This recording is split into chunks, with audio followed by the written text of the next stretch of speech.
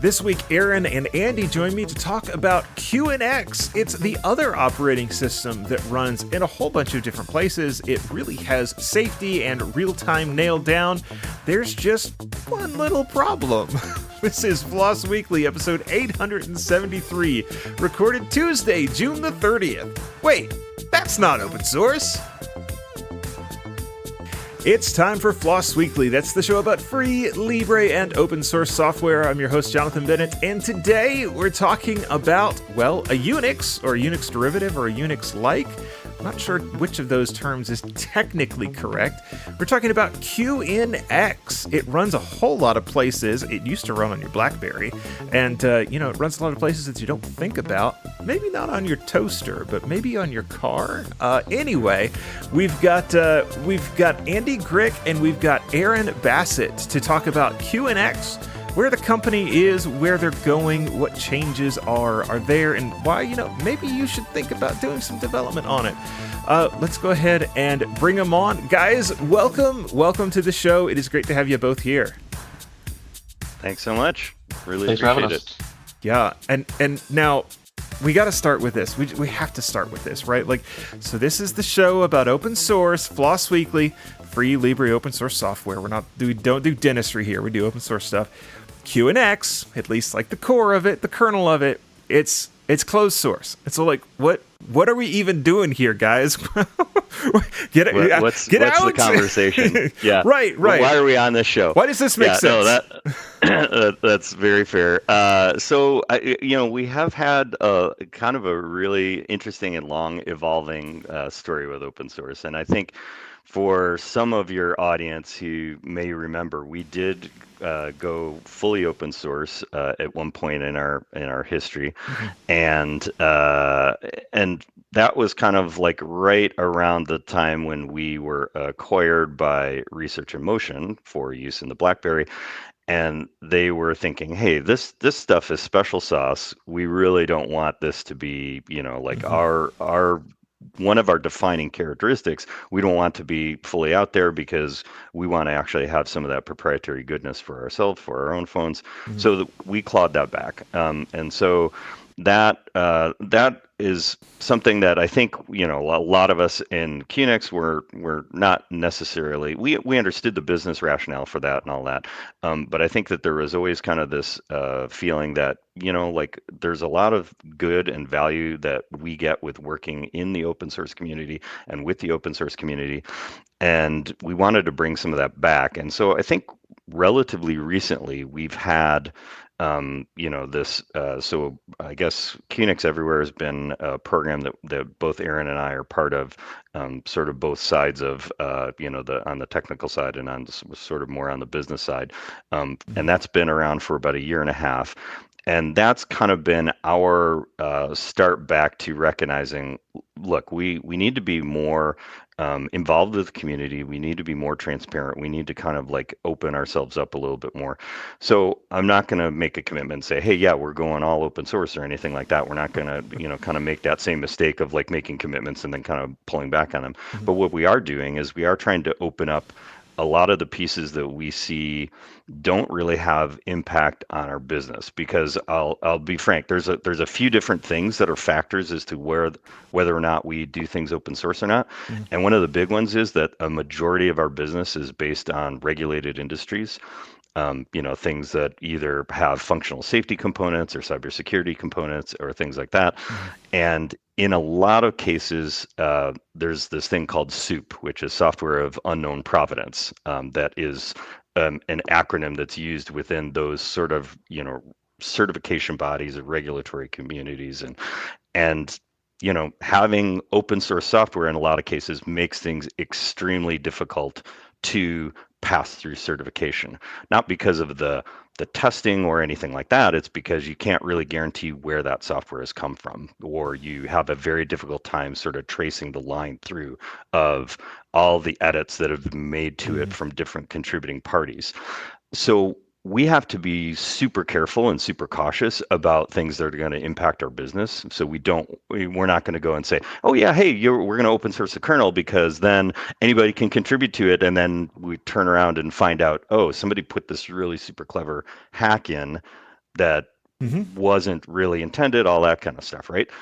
Um, but to that extent, though, we are doing things like making sure that we're open sourcing all of our board support packages, open sourcing our development or driver development kits, Mm-hmm. open sourcing pieces of our software stack that actually originally may have come from open source and we've made changes to it, or things that we don't think are impacting functional safety or any of those kind of things. So kind of keep your eye on that space, because that's the one aspect, but the other aspect is us working with the community, because we get a lot of value out of working with open source and making sure that like open source software runs on our platform, or that we can use it or deploy it in for either hobbyists or academia, or companies that are doing prototyping or proof of concept or R&D or any of that kind of stuff, right? So there's a lot of people that are playing with different open source things, and we want to make sure that all those people are enabled. So there's kind of like a lot of things that are going on within the company right now around open source,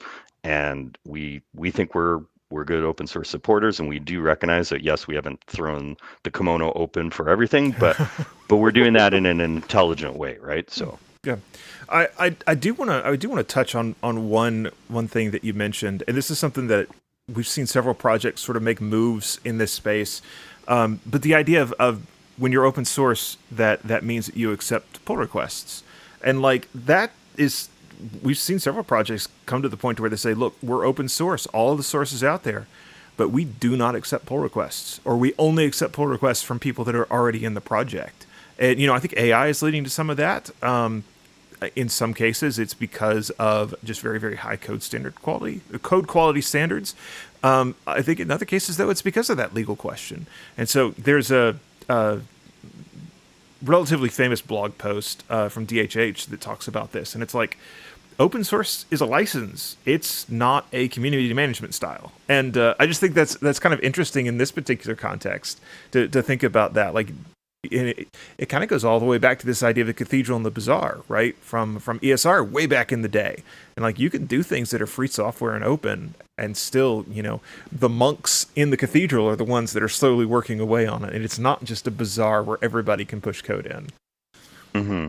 No, I agree, and certainly I've seen things where it's like, yeah, but people are going to have to stop taking software because of all the AI slop that's being generated, and I think our approach to that might be like even more conservative than is strictly necessary. But I think that we're sort of approaching this as a, you know, we learned a lesson from what we've kind of done before. We don't want to actually, go a step far and then take a step back, right? So we're going to do that in an intelligent way.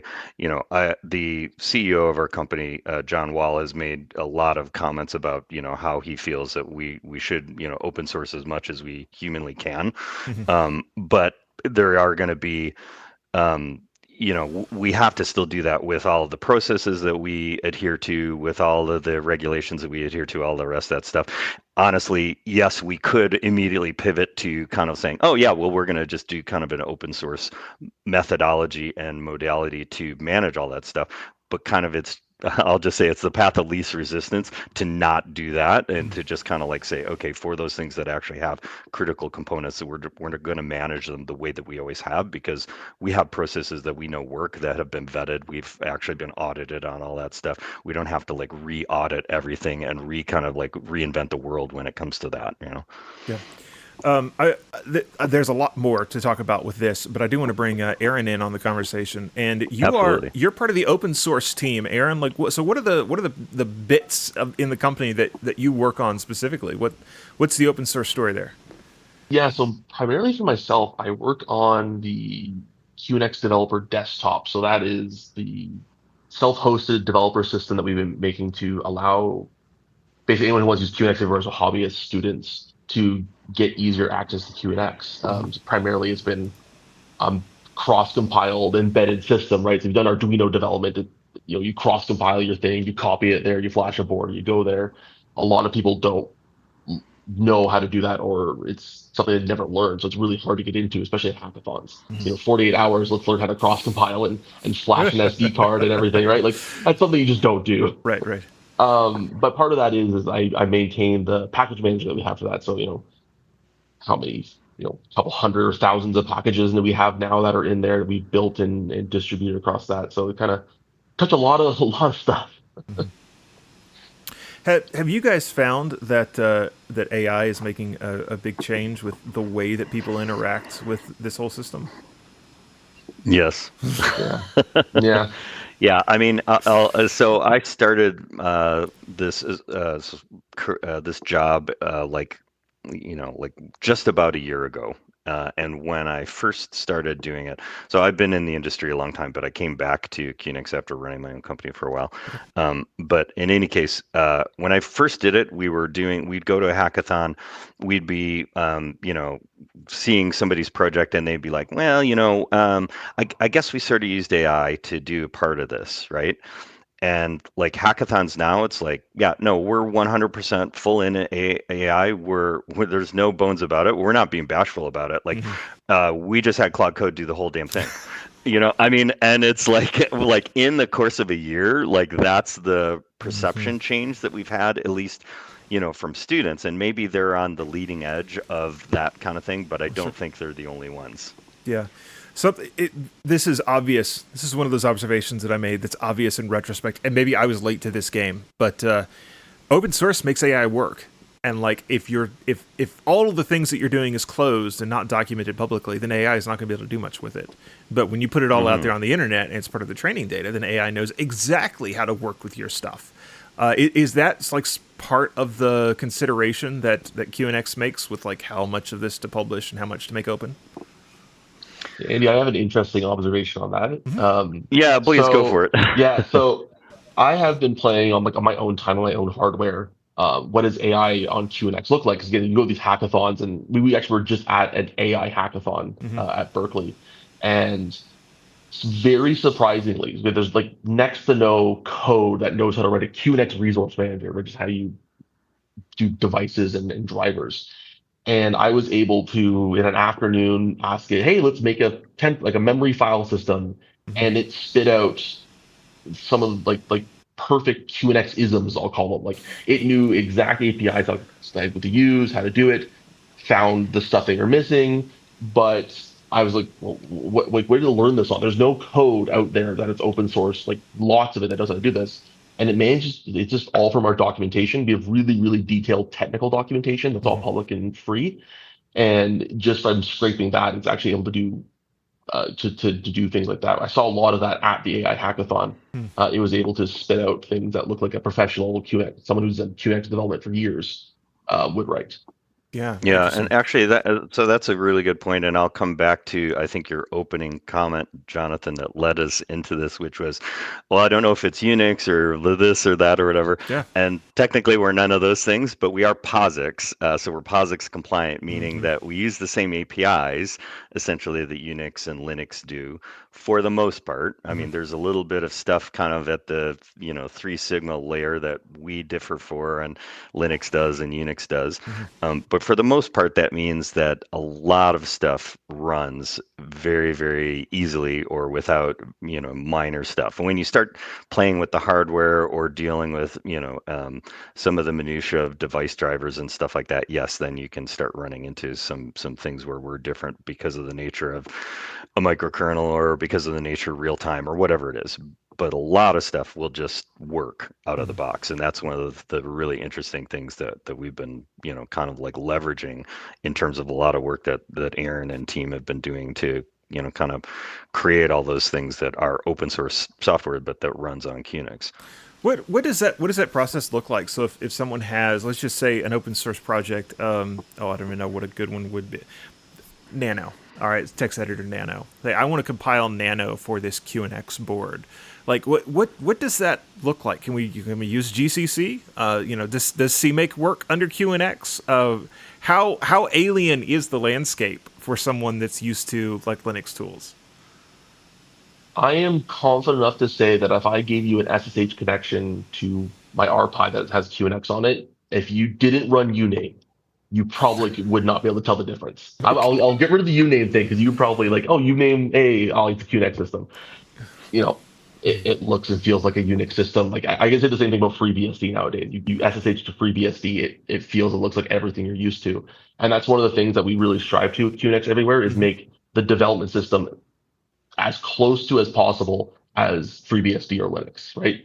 So for QNX Everywhere, we use the Clang compiler for self-hosted development. Mhm. Obviously, for cross compilation, QNX uses GCC with our QCC wrapper, which is has all the safety stuff for it. But yeah, you have Clang. You can run Make. We have Mason. Actually, just recently, but a couple months ago, you can run what's the Java one called? Bazel. You Ah, can run Bazel on it, right? So we can you can run everything on it. It's very familiar. okay. So, So, but go back to your thing for Nano though. Um, 9 times you grab Git, you do your Git clone or grab it for release tarball. mhm. Start off with your standard configuration, just like how you do it on Linux, and then start following the errors. Most of the time, it's just telling it, "Hey, QNX, we are a system. We are a Unix system. Please respect us." Mhm. But past that, all our headers look the same. There may be the odd header that you have to like, oops, it's not at sys something. It's just in the regular location. Most of the time, you're not massively touching the code base to fundamentally rewrite it because, like Andy said, it's positive compliant. Yeah. Nano is a very simple example, obviously, because Nano's been around for a long time. Mhm. I'm fairly certain it's already been ported to QNX, at least QNX 6 and probably QNX 4. I've found lots of remnants of QNX 4 and QNX 6 Hmm. throughout a lot of old software, like the Netscape libraries that power the web. You'll find QNX 4 patches left in there. And it's like, oh wow, that's a history lesson for you. And so you mentioned a package manager. Is there a package manager built into QNX that probably already has some of this stuff where you can just, it's obviously it's not apt, it's not DNF, but can I just install Nano if I want it on a QNX system?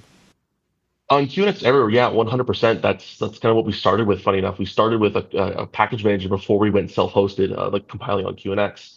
Hmm. We actually use Alpine, so Alpine Linux Hmm. APK tools, their package manager. If you've done any like Docker environments on Linux, it's kind of like the thing you use to make your Yeah, it's Docker fairly environments a lot standard. smaller. Yep, we just ported APK tools. We use their A build package builder system. So if you grabbed an Alpine Linux system before, it looks the exact same. Hmm.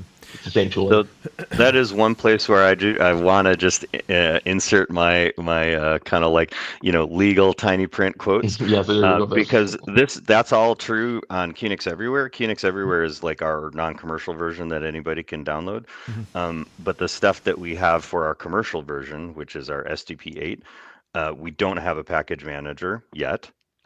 So there's a lot of things that we're able to do kind of I would say on the bleeding edge, Hmm. that's in QNX Everywhere, because it doesn't have to go through all the safety certs, because it doesn't have to meet like cybersecurity process, will blah blah blah. So there's a lot of things we can do there, that takes us a while to do, and in terms of like moving those things over to product, haven't been done yet. So the package manager doesn't exist in the commercial product. So if you're actually doing the free version, there's few things that you can do that you can't do on the other side, but that's just the tiny print. That's Yeah, and yeah. that's interesting. I think that's something to dig into here. I went to the Ubuntu Summit recently, and there was a representative from NVIDIA actually that was there, and was talking about their plan to try to make, in this case, it was the Linux kernel, actually compliant with some of the safety regulations. And so, like, safety with a capital S, you could say, Hmm. because there's regulations and there's tooling around how this works.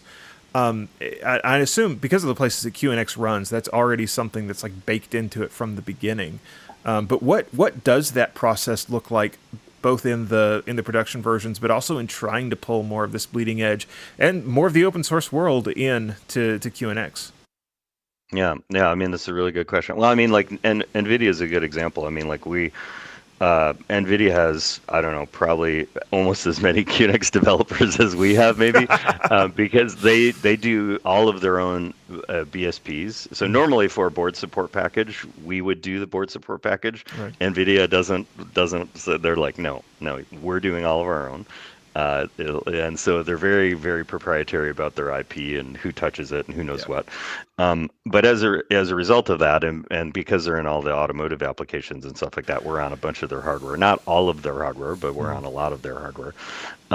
And I think that they, like we're kind of like their known partner for most of those sorts of engagements. I think that they probably want to expand that as much as possible to kind of add Linux into the portfolio and things.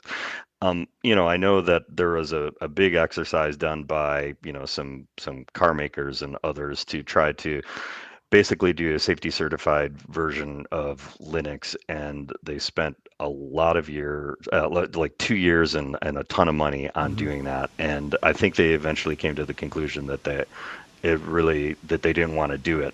So what's necessary to do that? Honestly, I don't know. I haven't lived through that exercise, and to be perfectly honest, despite the fact that I work with the colleagues that do that, that stuff is like so incredibly boring.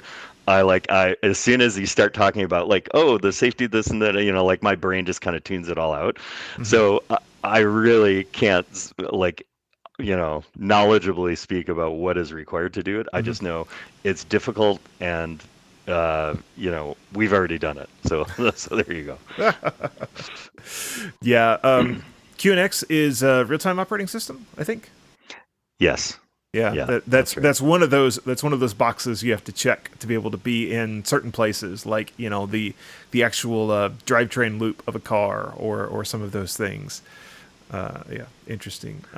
Yeah, I mean, it's funny though. I mean, like real time, like is a very flexible kind of a thing. I mean, like for example, like you can use Linux with preempt, RT patches and get a certain level of real time, but it sort of depends on what it is that you need to do. Mhm. Like what real time means for you, right? I mean, like I think for like a lot of our stuff, like that needs super, super critical real time. Like we have customers that use us because like they need to be able to respond to an interrupt within 10 microseconds or less.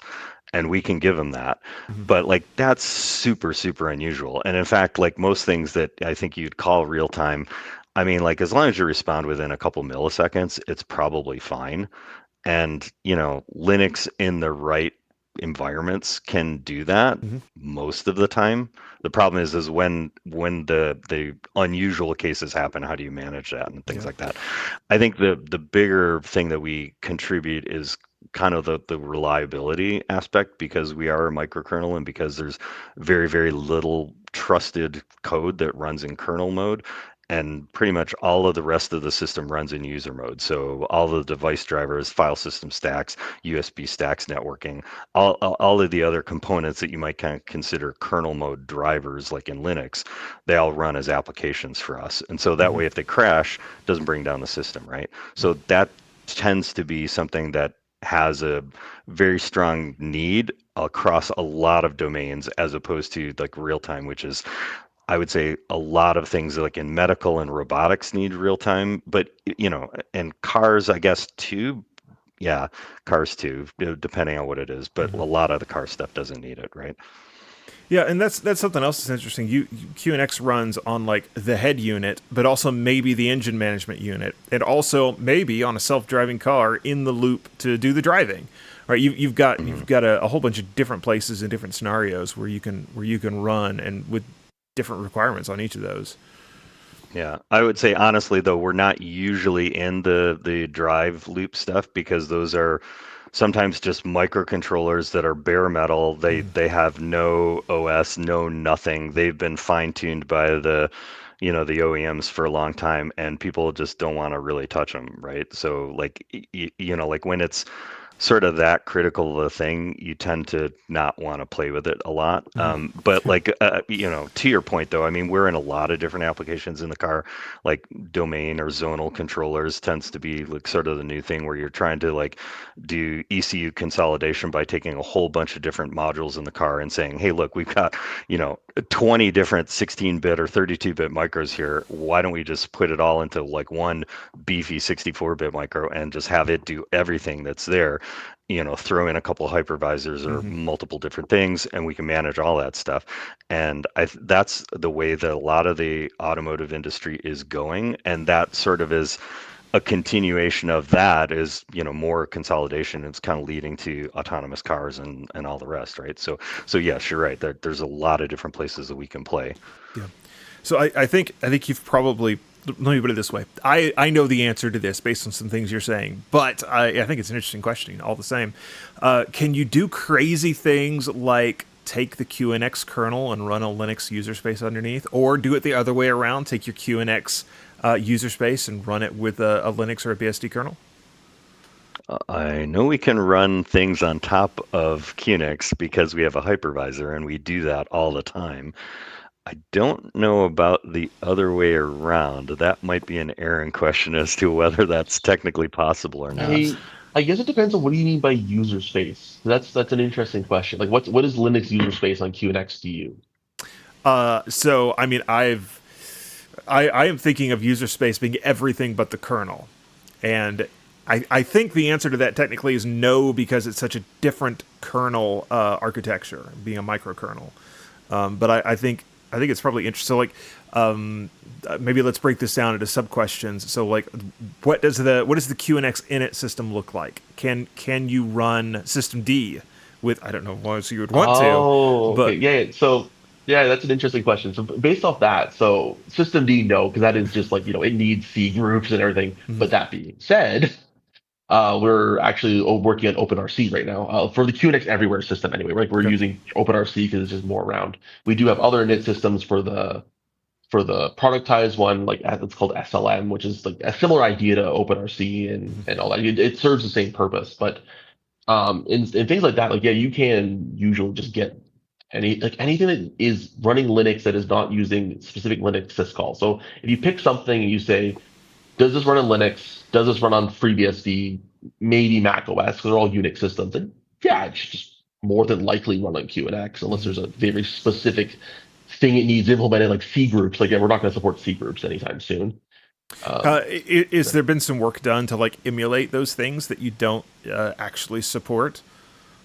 Yeah, so ePoll is a great example. We actually have, so let's think of ePoll, Timer FD, Signal FD.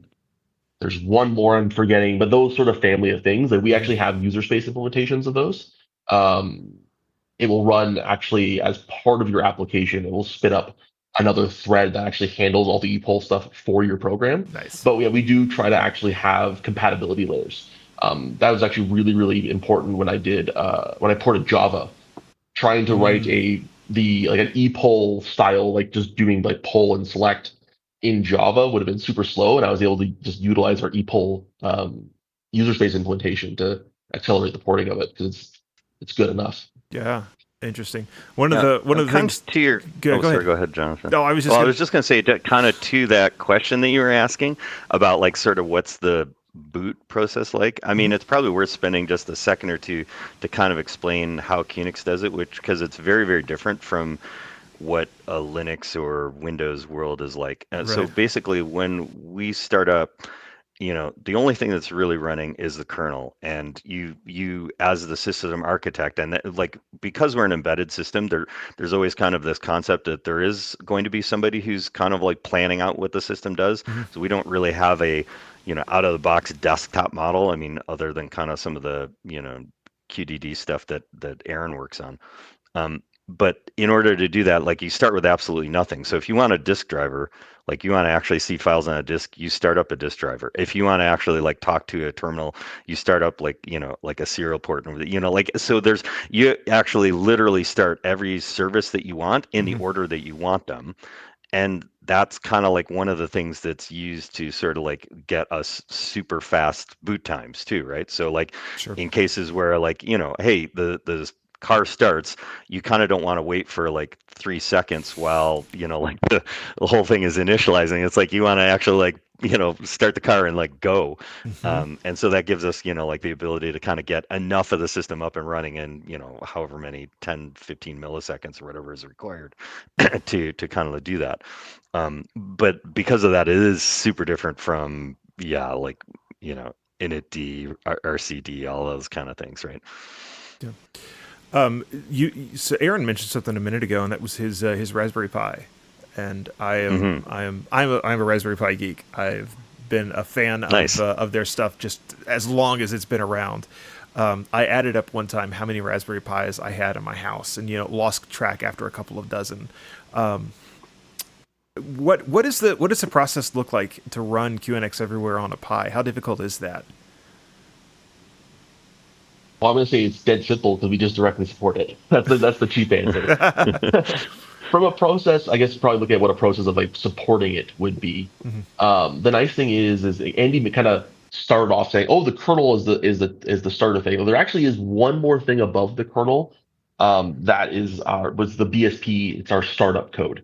Okay. So right above the kernel is not the thing that actually initializes the CPU core. It doesn't actually do that level of initialization. The Hmm. startup code does. So the startup code is the first thing that hits. So when you're flashing an RPi, we have a little syntax on how to say I want this startup code and then this kernel with these arguments. Hmm. The startup code will run. It'll actually set up the hardware. You'll first on the Raspberry Pi, it'll talk to the RP1 chip, initialize the graphics core, and then from there there's a bit of a I'll call it a protocol for conversation. It does a protocol in memory effectively, and then it runs the kernel. Hmm. The nice thing about that is the kernel you run on my Ubuntu, oh sorry, I say Ubuntu, my QEMU machine or this board or that board, it's all the exact same kernel. It's just the startup code that changes. Okay. So actually, our Raspberry Pi startup code is all open source under the Apache 2 license. Very cool. Let's see if I remember this off the top of my head. GitHub.com/QNX, and then it's like BCM, the chip, Raspberry Pi, and they are actually the Raspberry Pi 4 as well. So all that startup code Hmm. is all open source, which is an interesting reference point for like how do I boot up a Raspberry Pi from scratch and then have a core that's initialized. It's quite interesting indeed. Yeah. I can It give only you the TLDR version is we have a quick start image for a Pi 4 and a Pi 5. So you can go on and download them and burn them onto a card and then boom, you boot it up. It's pretty simple. Now the question: do you have to register an account somewhere to be able to download those? Yes, you do have to register an account. Ah. Oh my gosh, so as the ecosystem, like director of the ecosystem kind of development, trying to get that thing off the ground and make sure that we could, have it available in the Raspberry Pi Flash or do this and this. I'm like, look, guys, I don't want any addresses anywhere. I just want to provide an image you can download. And they're like, okay, but how do we do export controls? I'm like, oh God, why you legal guys are killing me on this? Like, so yes, you still have to do an email address. I'm trying to get that as simple as possible. I really do want to get it to just be able to do that, but just make up a Gmail thing, whatever. I don't care. That's fine. But you need one. Yeah, export controls. And I get that. have had to work a little bit with that over the years. Um, they just ruin all of our fun. It does ruin all the fun. I mean, and then it gets into all these conversations that are really like, like, oh, is it a mass market thing? Well, it's not. If it's not, I'm like, oh God, like again, the lawyers start going on about all the details of everything. I'm like, okay, can we make this work? Yes, no. Can we make it as simple as possible? Yes or no? Yes. Okay, good. Let's do that. Yep. When someone does jump through the hoops, are there some limitations on what you're allowed to do with QNX everywhere? Yes. You're not allowed to use it for high risk applications. You basically take all of the liability of what you're going to do. Oh, okay. You're also not allowed to use it for commercial applications. You can't like build a QNX thing and then start selling it because that's a commercial application. Now, to be fair, that's the guideline that's in the QDL, the QNX developer license Mm-hmm. that we provide.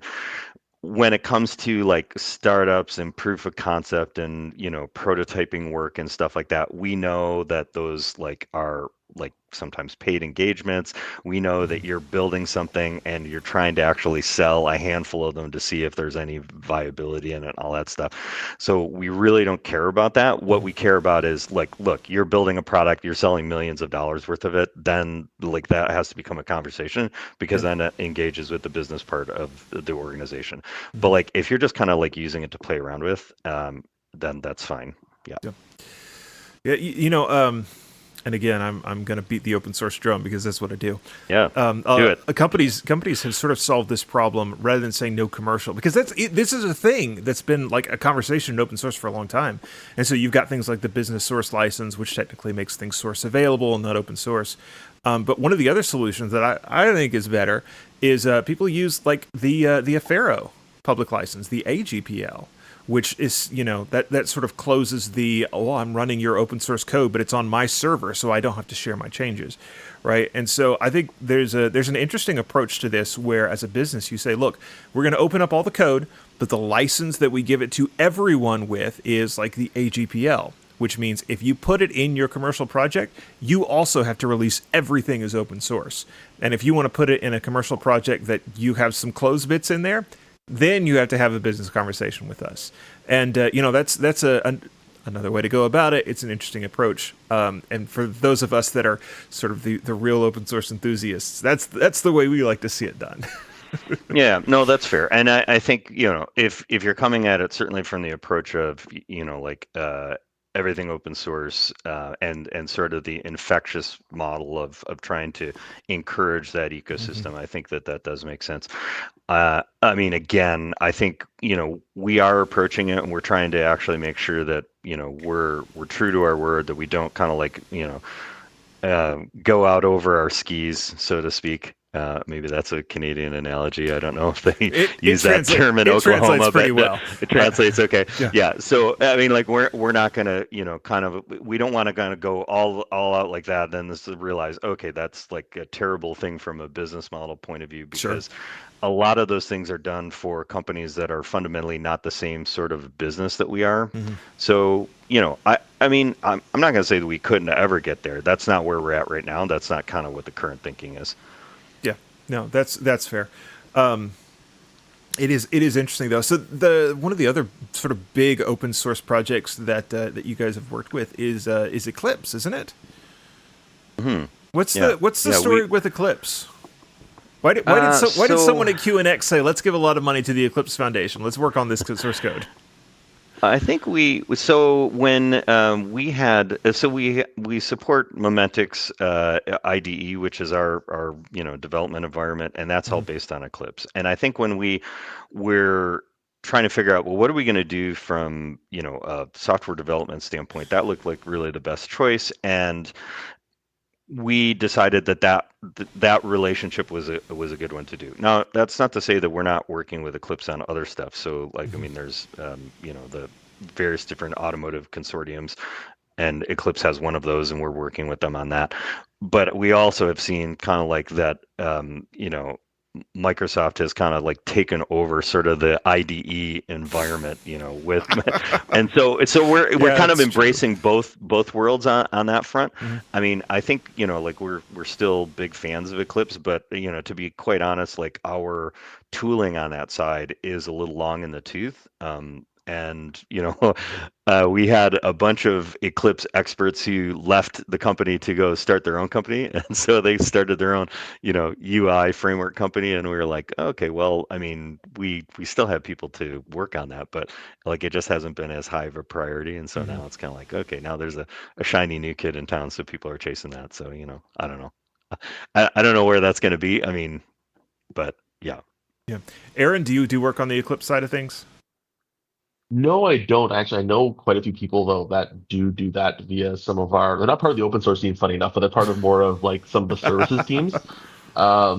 U Protocol, I believe, is under the Eclipse Foundation for automotive, and that's a big thing. I know we have a full-time dev who does internal stuff, but he's also like one of the lead maintainers of U Protocol. His name is escaping me off the top of my head, so I apologize to him. But yeah, no, he works for us and he does a lot of stuff with U Protocol. So it's an automotive protocol that allows you kind of to I don't want to say it's like gRPC, but like if you're trying to imagine in your head, it solves like the service discovery and protocol between how to like between cars and services and offline support and multiple languages. Yeah, interesting.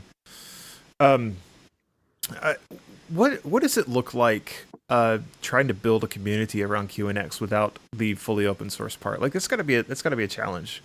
Like you can't accept pull requests from your community, and that's like one of the that's one of the best things about having a community. What? Yeah. How does that work? Well, I think it's probably important to think about sort of what it is we offer and what the community means, right? So it's sort of like, um, if you're building Linux, like some Linux system, like how much of the code is actually stuff that you're changing in the kernel versus stuff that you're creating on an application side?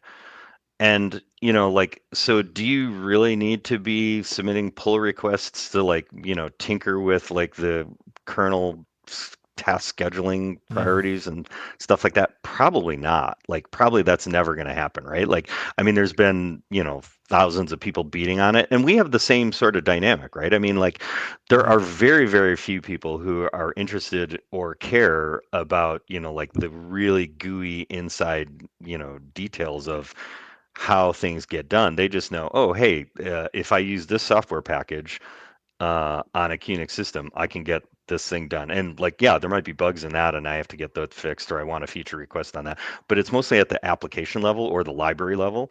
And like that stuff is all open, and that stuff is things that ride on top of our OS. So I think for the most part, like our interaction with building a community, like if you're the kind of open source person that kind of says, oh, you know what, I'm not going to touch it if it's not open source, like, well, we're probably not for you. Like if like it's the same thing with Qt, like I know Qt has had like kind of a on again off again relationship there because they have a commercial side, and it's like, well, yes, and they're a business just like us. I mean, like they have to make money, so like they have to figure out a way to monetize what they're doing.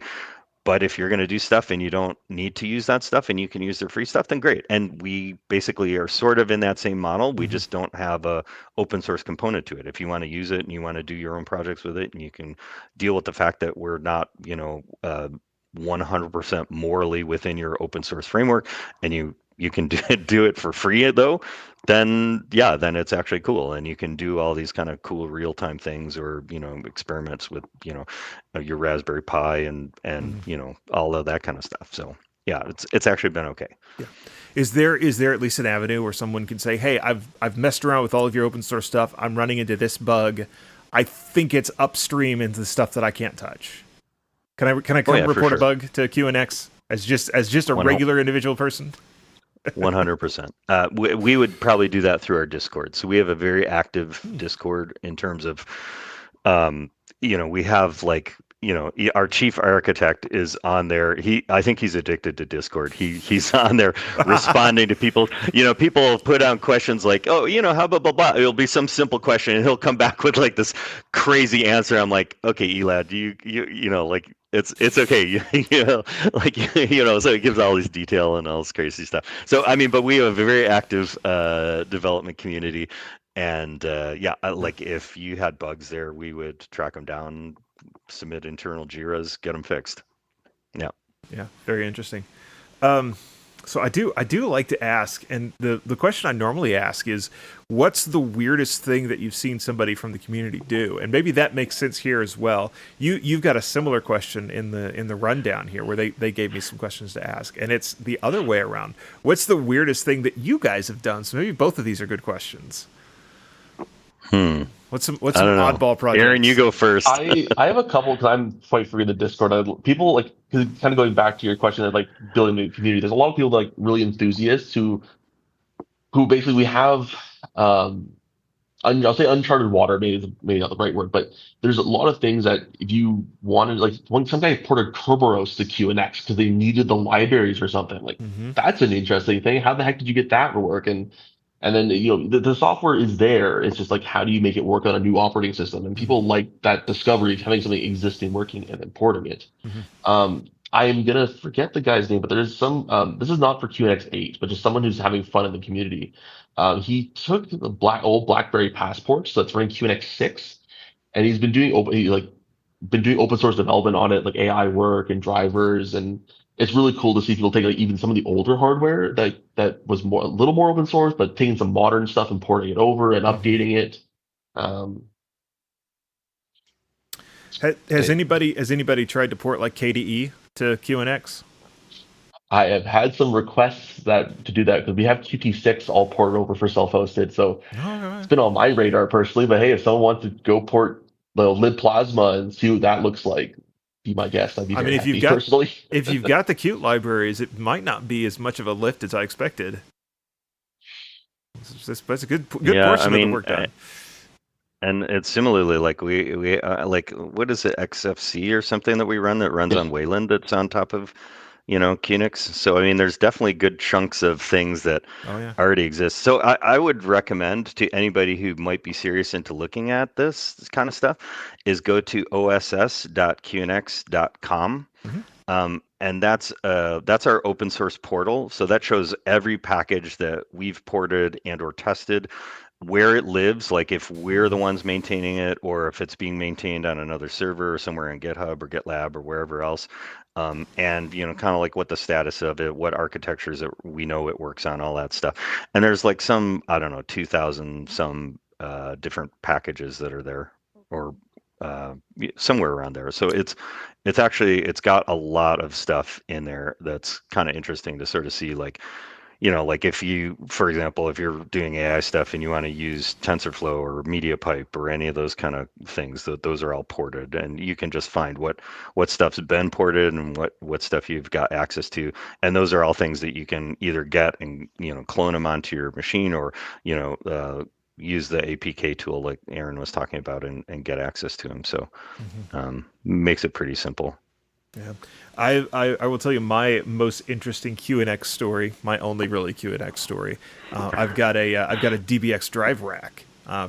It's a speaker management platform for doing pro audio, and turns out that I'm pretty sure it actually runs QNX inside of it, and I know this because this version of QNX, somebody accidentally left the debug port open, and you can, ask it to debug bash for your shell, ask it to debug shell for you, and it will gladly do that, which, means that you send it a single packet and you pop a shell and you've got root access to it, which is fun.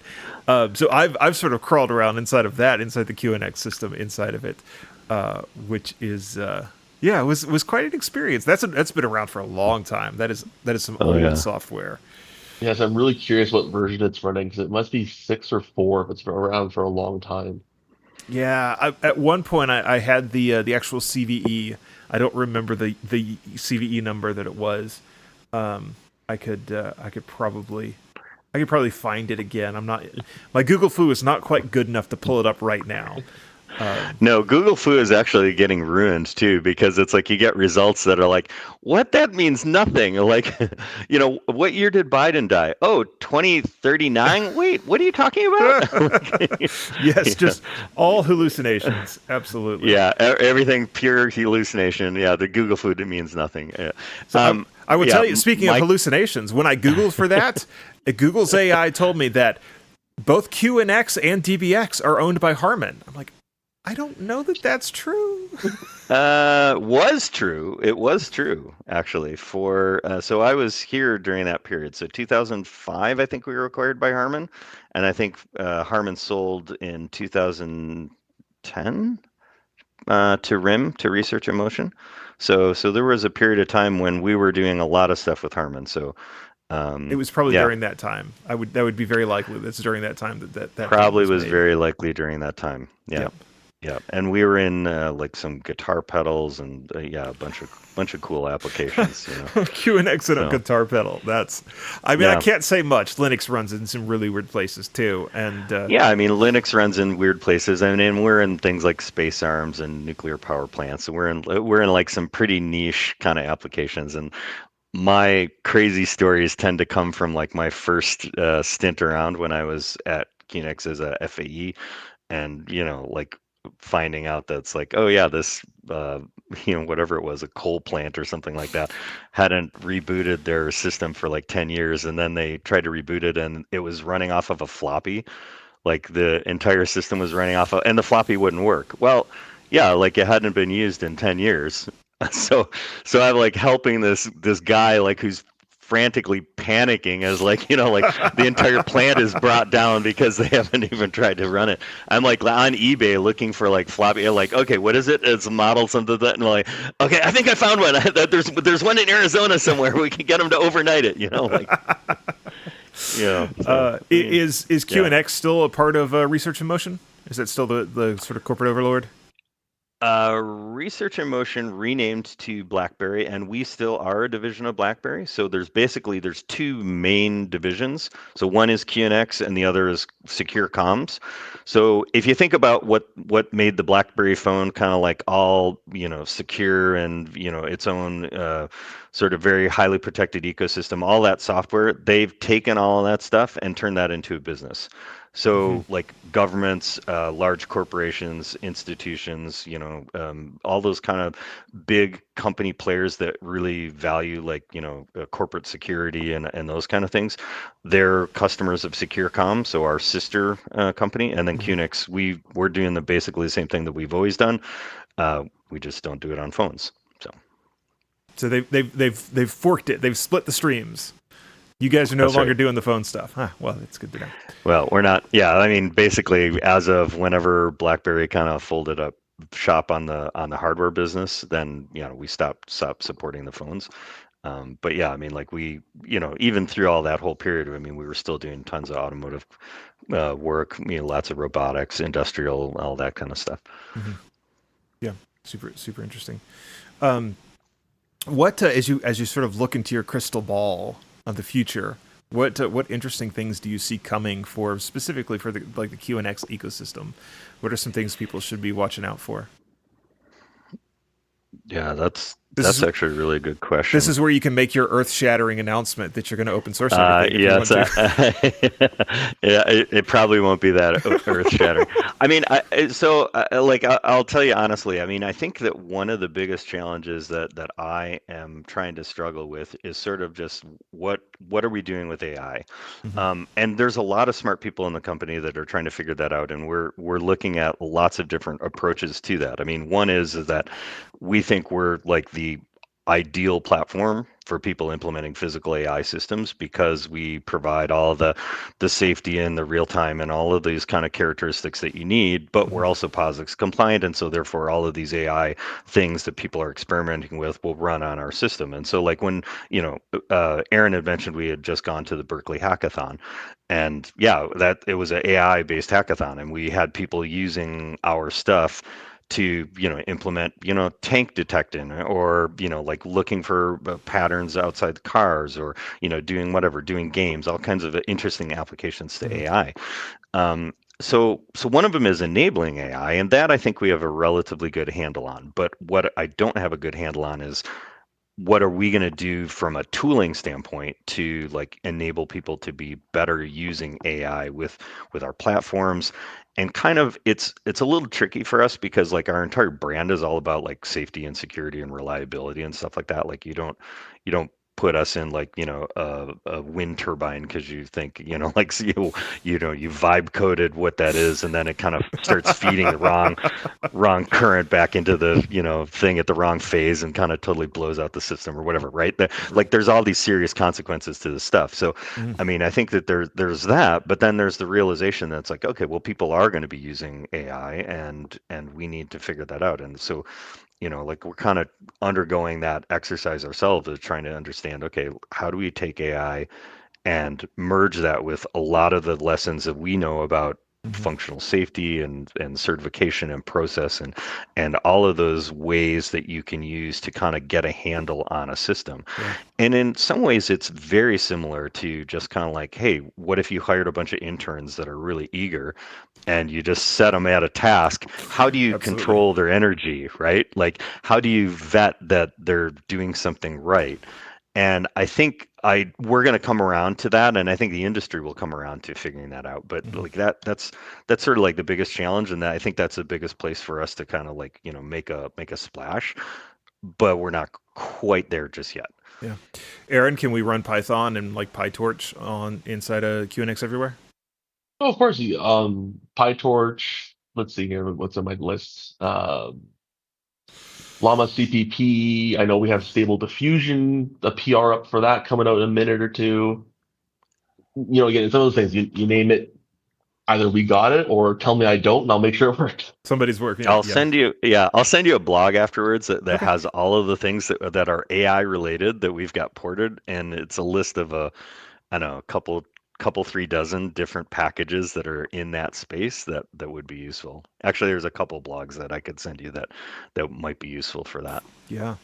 And something we briefly touched on this earlier, but I think it's interesting. Can I take one of the QNX images? Obviously, I've got to make an account somewhere, which I'm not super happy about, but I use burn our Gmail address. It's fine. Can I take one of those images and run it like inside a virtual machine on my Linux machine? Play with it that Yes. way. I don't have to dedicate any hardware to it. Yeah. And then does it work the other way? Can I run a Linux VM inside of QNX hypervisor? Yeah, you can. And a QNX hypervisor is also part of the QNX Everywhere. The stuff you get for free is the hypervisor is part of it. So you can do that too. Okay. Honestly, there's also a bunch of stuff about Graviton and running in AWS and running in Azure as well. I'm not as familiar with that. So a lot of the stuff that I and Aaron do are like a lot of university stuff, but I do know that people use our stuff to run in cloud instances as well. But if you start asking me any kind of detailed questions there, I'm gonna get way out of my depth like instantly. So I would not have thought of running QNX in the cloud. That's actually really interesting. It is interesting. It's people use it for a scalability thing, and like if they want to have like a whole bunch of developers work on like the same kind of system, kind of across time zones and across the world, or be able to scale up how many instances are running or not. I mean, there's a lot of reasons to kind of be able to say, oh, hey, yeah, you want to actually use this particular. Let's say you're developing like a digital instrument cluster or something like that, and you've got developers all around the world that want to be working on it at the same time. It's easy to do that in a cloud instance, whereas it's kind of tricky to do that with a physical piece of hardware, right? And plus, you can kind of get out ahead of, like the needs. Like we're very much an embedded company. Like almost all of our applications are embedded in some way, but that also means that you're tied to a piece of hardware. So as soon as you kind of break that, like you can kind of say, okay, well, let's get this working in the cloud first, and then as soon as we get the hardware shipping, then we can start kind of tying it. But otherwise, you're kind of like waiting for hardware to come. And it's like, okay, well, we can't run anything, so what are we going to do? You know what I mean? Like it just kind of helps accelerate that whole thing. Yeah. I've got to ask, and this is sort of a memey trolley question, but Andy, did you inspire any of the characters in the BlackBerry movie?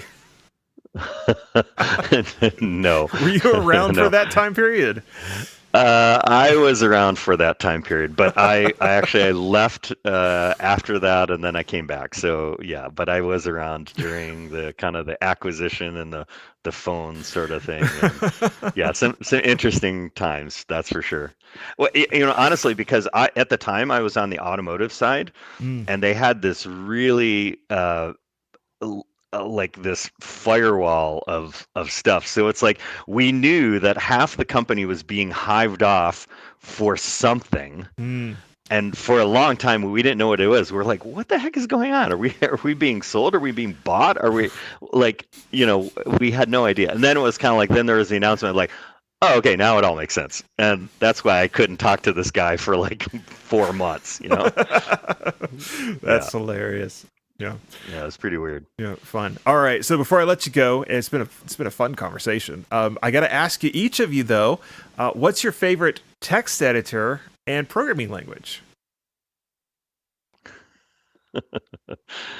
Let's go. Aaron, I'll go go first here. So I used to say VS Code, but because VS Code does not run on QNX, I am now a NeoViv user. There you go. For favorite language, I've been a JavaScript. I've worked in an embedded company, but I've been a JavaScript developer for a long time. But I've really come to appreciate Rust and those newer languages like Zig have kind of been very interesting to see what they're doing in the space and modernizing embedded development. Yeah. Have you guys done anything with WebAssembly?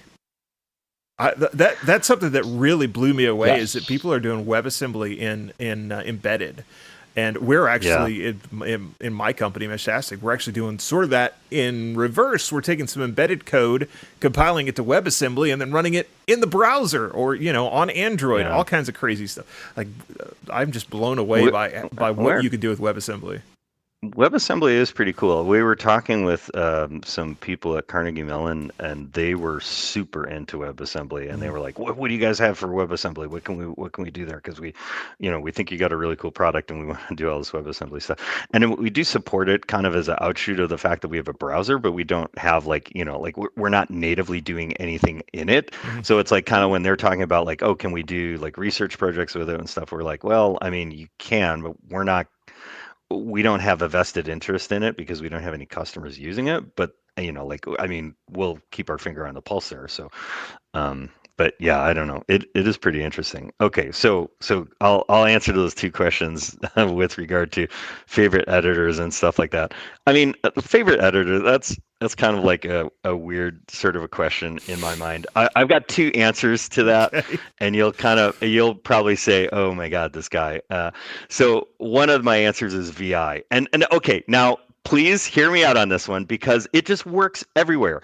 I can go anywhere and I can do what I need to do with VI. So it's like I'm not like you can telnet into a router and it'll be there. Exactly. Like I can always depend on it being there. So I mean that's kind of, but like for day-to-day use, oh God, no. I mean, like I used to know a guy who I worked with, and like he did that with his main editor, and I'm like, okay, he was astounding. Like he knew all these colon commands, and he could do crazy stuff. I was like, I would just watch him going, wow, if I knew like half of what you knew, like that would be amazing. But I can get by.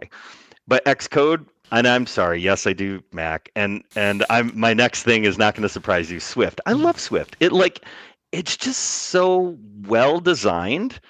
Like I can't get over how nicely designed of a language it is. And now it really irritates me that the interfaces change like every flippin' release. But other than that, that's a very Apple thing to do, I think.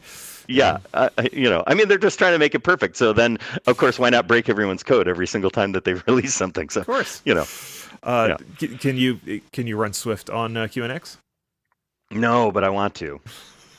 Oh man, that would be amazing. I know, but the thing is, Swift is finally getting Linux, like better Linux support. I mean, relatively recently. I remember there's a whole thing with Ladybird was looking at using Swift, but it just wasn't there yet. I believe what it was. So, Aaron, I had a couple of kids come up to me and say, "Can we get Swift on QNX?" And I was like, "Yes, I found my people." I love every language we add to QNX just makes the ecosystem better and better, right? Pick it. I don't care what language it is. Totally agree. Right? I like take Odin. It's for 3D graphics and everything. But hey, people, automotive manufacturers need a good 3D programming language and do stuff like that. So like, yeah, every language you put there, let's do it. It's fun. That's fun. That's great. All right. Thank you guys. Cool. Thank you guys for coming on the show. Thank you for being patient with my questions and my badgering. It's been a lot of fun, though. Yeah, it has. It's been an absolute pleasure. Thank you so much. All right. Good to have both of you. That is Andy Crick and Aaron Bassett from QNX, and it's been a bit of an oddball show, but that's fine. We've had a lot of fun with it. We've got some fun stuff coming up as well. Next week, we are scheduled to have Andrea Gallo. We're doing the complete opposite. Next week, not only is the operating system open source, but all the way down to the ISA. We're talking about RISC-V. And then the week after that, we're going to talk about JavaScript and hopefully some WebAssembly because we've got Nariman Jelva of Pewter, somebody else I met at the Ubuntu conference. And then after that, we're talking with Michael Meeks of Collabora, and then we're having Francois Paul again talking about smoked meat. That is security, specifically security on GitHub. A fun schedule coming up. You don't want to miss it. And we will see everybody next week. Just want to say thank you to everybody that watches, and we'll see you then.